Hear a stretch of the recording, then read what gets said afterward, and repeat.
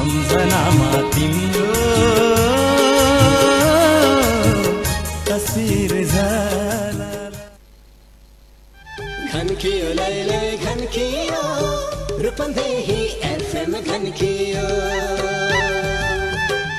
102 megahertz तपाईको आफ्नै FM.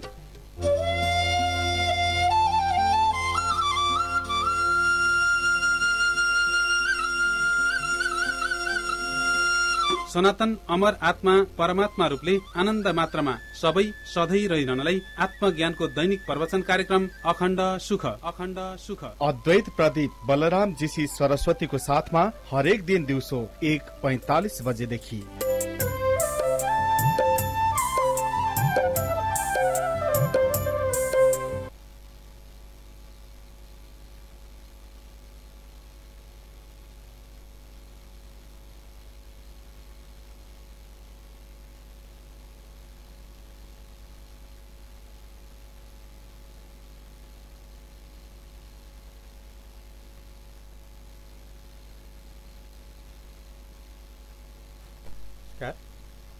संसारी बुद्धि र आत्मा अलग अलग हो। आत्मा र संसारी बुद्धि अलग अलग। यो छुट्याउन सकेपछि हामीहरूको वास्तव स्वरूप जो आत्मा भगवान हो, भगवान आत्मा हो, त्यसलाई हामीले सजिलै अनुभव गरिरहन सक्छौं। आजसम्म जो गोलमाल भएको थियो छुट्याउन नसकेर, त्यसैले हामीहरूलाई अप्ठ्यारो परिराखेको थियो मुक्ति ज्ञान पाउनलाई। त्यो अप्ठ्यारो हो संसारी बुद्धि र आत्मालाई एउटै जान्दाखेरि, एउटै होइन, अलग अलग। के अलग अलग हो भने सांसारिक बुद्धि र आत्मा अलग अलग हो। यस्तो कुरा सिकाएको छ हिन्दू धर्मको वेदले। वेदको सार वेदान्तले।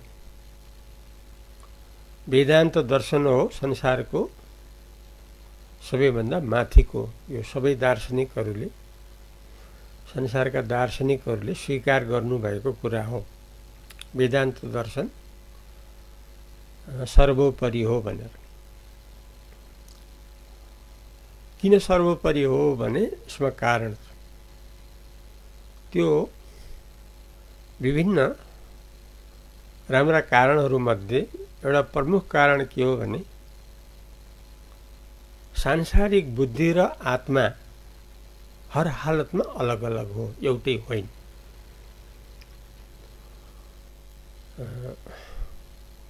अब मुक्त हुनलाई त आत्मालाई लिनुपर्छ। जीवन मुक्त, देह मुक्त हुनलाई त केवल आत्मालाई लिनुपर्छ। अब यसको लागि हामीले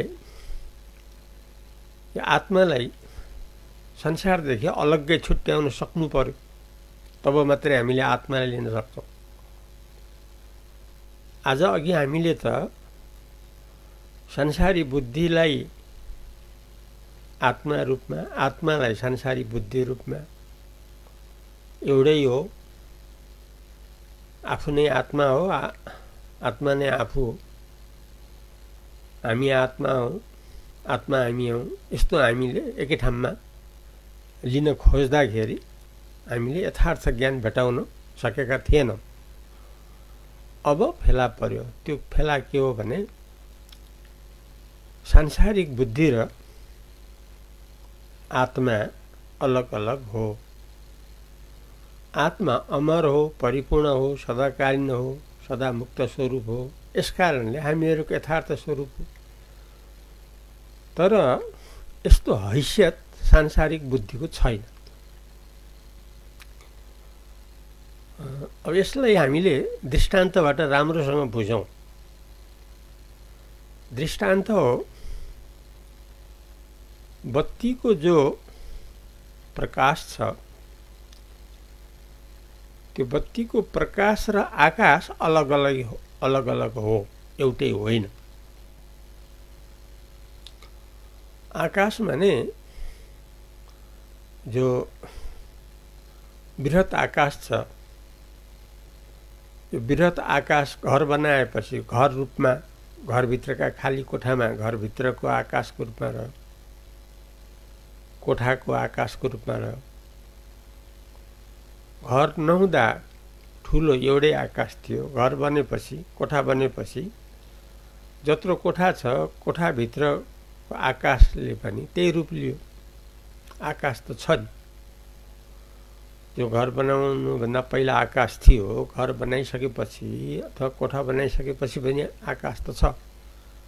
तर त्यो आकाश अहिले हामी कोठामा बस्दा कोठाको आकारमा रहेको छ। कोठामा बत्ती जलिराखेको छ, बत्तीको प्रकाश बलिराखेको छ। अब हामीले सामान्य रूपमा ठान्छौँ बत्तीको जो प्रकाश हो सब कुछ यही हो, आकाश भने पनि यही हो, बत्तीको प्रकाश भने पनि यही हो, एउटै हो। तर होइन, एउटै होइन, हर हालतमा अलग अलग हो। के अलग अलग हो भने बत्तीको प्रकाश अलग हो, आकाश अलग्गै हो, अलग अलग हो। एकै ठाउँमा देखिए जस्तो भए तापनि, एउटै भए जस्तो अनुभव भए तापनि वास्तवमा एउटै होइन, हर हालतमा एउटा होइन। कसरी होइन भने अब बत्ती आउनुको पहिला त आकाश थियो, बत्ती त पछि आयो नि। हामीले कोठामा त पछि जडान गरेका हौँ, अनि बत्ती बालेपछि बत्तीको प्रकाशको रूपमा हामीले अनुभव गरेको हो, जसले गर्दा हामीले आकाशलाई बिर्सन गयौँ। तर देखियो, आकाशमै देखियो फेरि, तर हामीले आकाशपट्टि हाम्रो ध्यान दृष्टि गएन, बत्तीको प्रकाशमा मात्रै गयो। तर यथार्थमा आकाश र बत्ती जो हो त्यो त अलग हो, एउटा त कुनै हालतमा पनि हुँदैन। किनभने जसरी आकाशको पछि बत्ती खडा भयो, बत्तीको प्रकाश आयो, बत्तीको प्रकाशले हामीले अनुभव गरेका हुन्छौँ। अब बत्ती निभ्यो, बत्ती छैन, बत्तीको प्रकाश त छैन यति बेला, तापनि आकाश त छ नि, आकाश त हर हालतमा छ नि। बत्ती मात्रै पो गयो, बत्तीको प्रकाश मात्रै पो गयो, आकाश त छ नि। जुन पहिलेदेखि थियो त्यो आकाश त अहिले पनि छ नि, त्यो आकाश त एकनासै छ। यसरी हामीले सजिलै प्रमाणबाट, हरेकको अनुभवबाट, संसारका हामी सबैले यस्तो अनुभवबाट, किनकि हिन्दू धर्म वेद वेदान्त जो आयो संसार सबैको लागि आयो। किनभने सधैँ सुख शान्ति त सबैलाई चाहिएको छ, संसारका सबैलाई चाहिएको छ। त्यसैले सबैलाई उपदेश दिन्छ। संसारको सबैभन्दा प्राचीन र श्रेष्ठ धर्म जो हिन्दू हो, जो वेद हो, वेदको सार जो वेदान्त हो, जो उपनिषद हो, जो मुक्ति ज्ञानको लागि सर्वोपरि हो, त्यसले हामीलाई यो सांसारिक बुद्धि र आत्मा अलग अलग हो भनेर प्रमाणपूर्वक छुट्याएको देखाएर, अलग अलग हो भन्ने देखाएर हामीलाई यथार्थ सत्य वस्तु लिनलाई 100% आधार दिन्छ, उपाय दिन्छ। त्यसैले वेदान्त सबैको पूजनीय हो, संसारका हामी सबैको पूजनीय हो।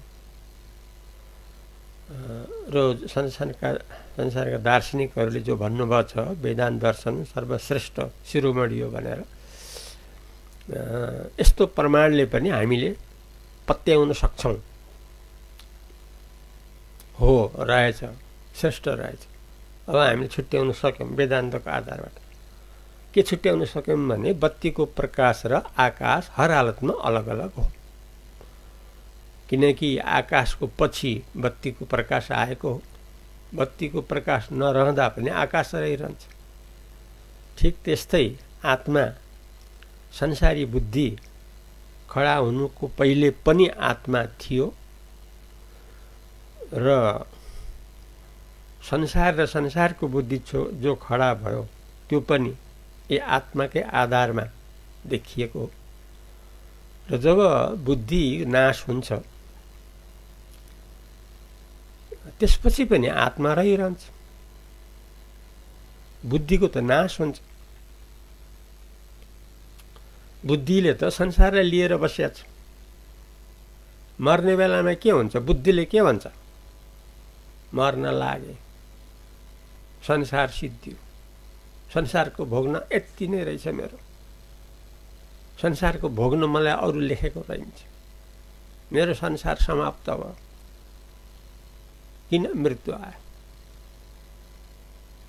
यस्तो भन्छ कसले? बुद्धिले भन्छ। जो बुद्धि संसारभित्र आफूलाई जो महान ठानेर बसेको थियो, मृत्युको बेलामा त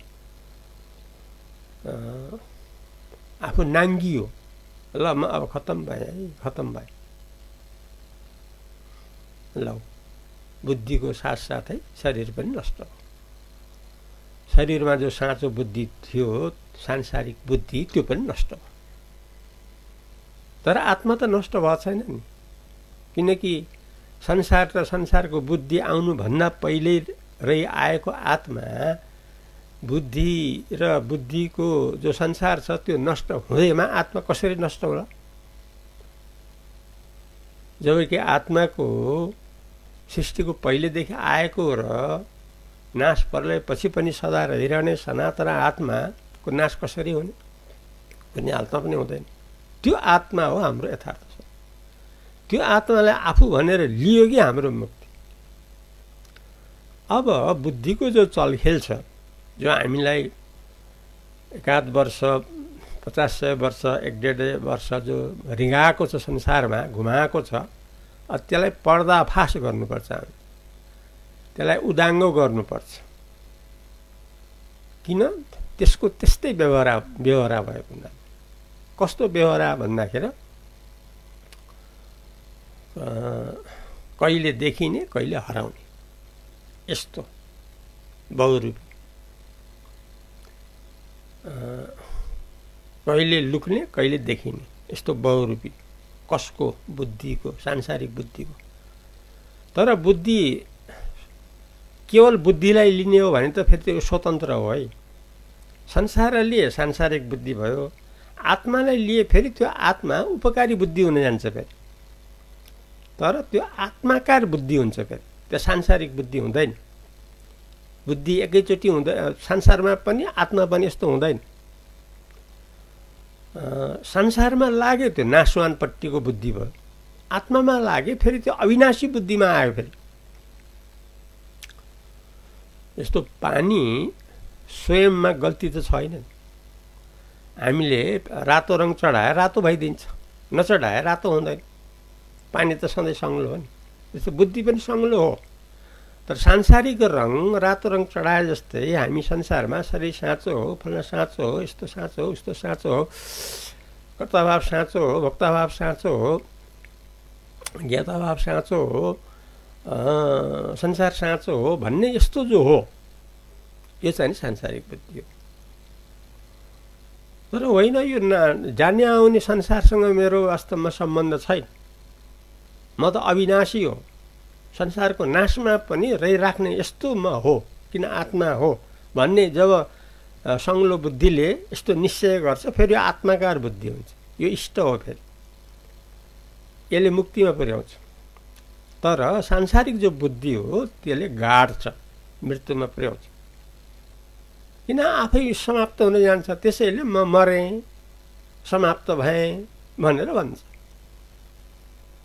किनभने उसले त यो सारा जो संसार छ, संसारलाई लिएर आफू कर्ता बनेर बसिरहेको छ संसारमा। फेरि यही बुद्धि जब सुषुप्ति कालमा फेरि हराउँछ, फेरि लुक्छ। जस्तो चोर लुक्छन् नि, चोर लुक्छ, कता छ कता छ, चोर त हो, कता छ कता छ। गाढा निद्रामा हाम्रो त्यही अनुभव छ। सांसारिक बुद्धि त थियो, हो, अहिले त कता गयो कता गयो, अहिले त छैन। ल फेरि जाग्रतमा पुराकर्ता रूपमा आयो।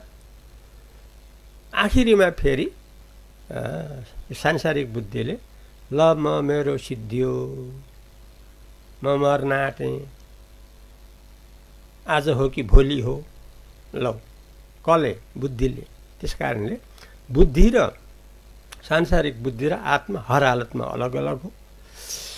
सांसारिक बुद्धि सुसुप्तिमा अभाव हुन्छ, तर त्यति बेला पनि त्यो अभावलाई जान्नेवाला जो चेतन आत्मा अविनाशी सनातन हो त्यो सदा रहिरहन्छ। त्यो हो हाम्रो असली स्वरूप। त्यसैले यो गाग्रो आदि जस्तै हो बुद्धि, नाशवान सांसारिक बुद्धि, तर अविनाशी जो आत्मा हो यो हामीहरूको असली स्वरूप सदाकालीन। आजलाई यति नै गरौँ, भोलि नयाँ प्रसङ्गले आउनेछु। तबसम्म धार्मिक सनातन संस्था अखण्ड सुख केन्द्रको अध्यक्ष बलराम जीसीलाई बिदा दिनुहोस्। नमस्कार। Rupandehi FM 102 megahertz